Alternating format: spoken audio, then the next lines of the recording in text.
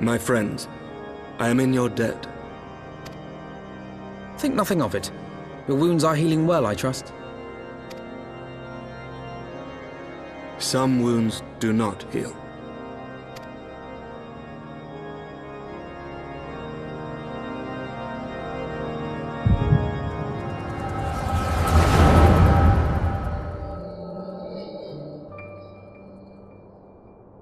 The founding. The scriptures, 1,000 years of lies, all to deceive the common man. Nay, our own brothers and sisters. For the blood of the Knights 12 flows within all our veins. You knew this to be true. You knew, and you concealed it.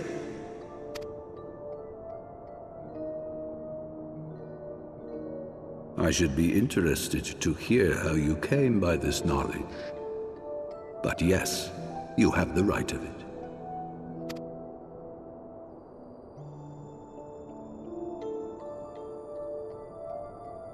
The architects of Ishgard, King Thordan and his Knights 12, entrapped and butchered the great worm, Ratatoskr, that they might partake of her eyes and thereby transcend their mortal limits. Upon learning of their treachery, Nidhogg was consumed with a murderous and justified rage. I dare say you know what followed. The great worm slew the king and half of his knights. Aye, but Nidhogg was subdued, and his eyes plucked from their sockets by the knights that remained. Their one mistake was to show mercy, for from his brother Hraesvelgr did Nidhogg receive a new eye, thus rejuvenating his form and empowering him to embark upon an eternal quest for vengeance. Whilst Thordan's son Haldreth took one of Nidhogg's eyes and learned to wield its power in defense of his people. Thus was the first Azure Dragoon born, and ever since that time, his honored successors have risen to drive Nidhogg from our lands whenever the worm has returned to plague us.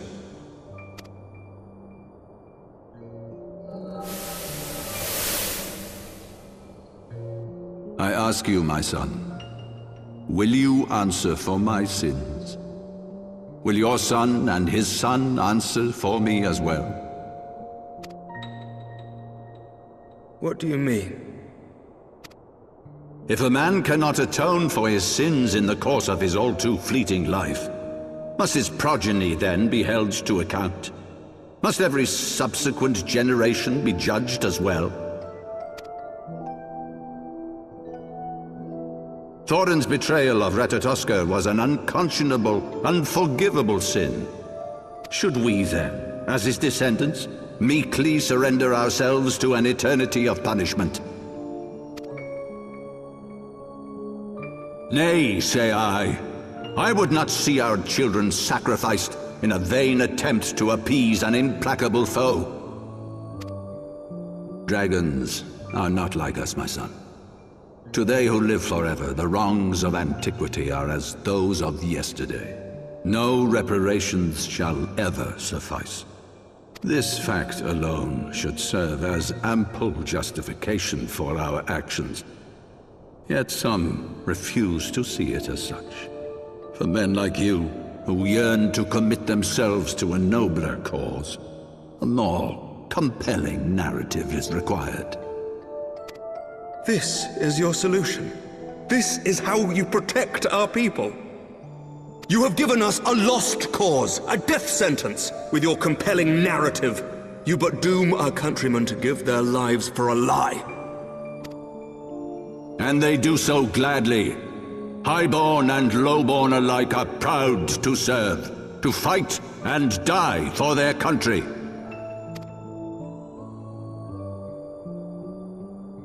And what would you say to them?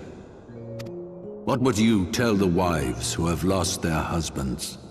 The mothers who have lost their sons? That their loved ones died for naught? Over the course of 1,000 years, countless men have donned these robes, and every one of them came to accept the necessity of this solution. Once, I hoped you might come to accept it as well.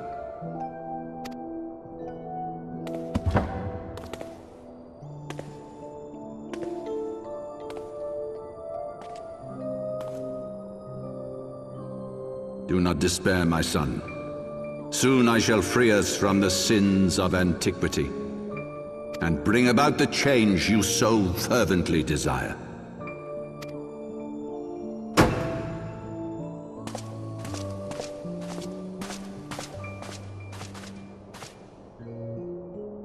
If he has spoken with others, I would have their names. Escort him to a cell and question him thoroughly. Your Eminence.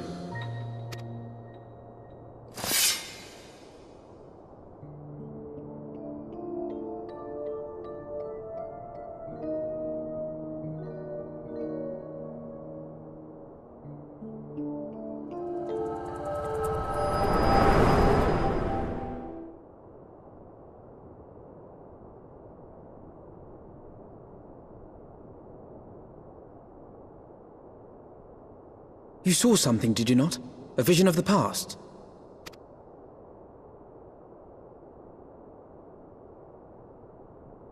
So this is the power of the Echo. Would that it had shown you a finer moment from my past.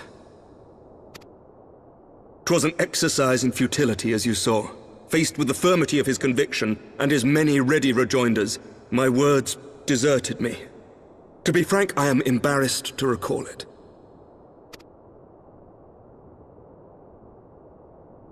A friend once impressed upon me the importance of differentiating between words, deeds, and beliefs. Were he here, I suspect he would judge your father's conviction to be no more than rank, self-serving delusion. Even so, I cannot help but wonder what manner of change he intends to bring about. I have given some thought to that as well. During the battle within the vault, the Heavensward demonstrated strange and unnatural abilities. Aye, the manner in which Ser Aymeric struck down Lord Roroshan was unlike anything I've ever seen before. The spectacle called to mind King Thordan and his Knights 12 as they are depicted in scripture, holy powers and all. Mere fabrications, which have become objects of faith, instilled with the belief of countless devoted souls. 7 hells! If Lady Iceheart can use her own body as a vessel for summoning, I see no reason why others could not. Are the Heavensward truly so reckless? Unbelievable! As they fled, my father spoke of Aziz La. Though I know not what he intends, I fear no good shall come of it. His ambitions are too great, and his minions too powerful. We must find the Heavensward and stop my father before it is too late.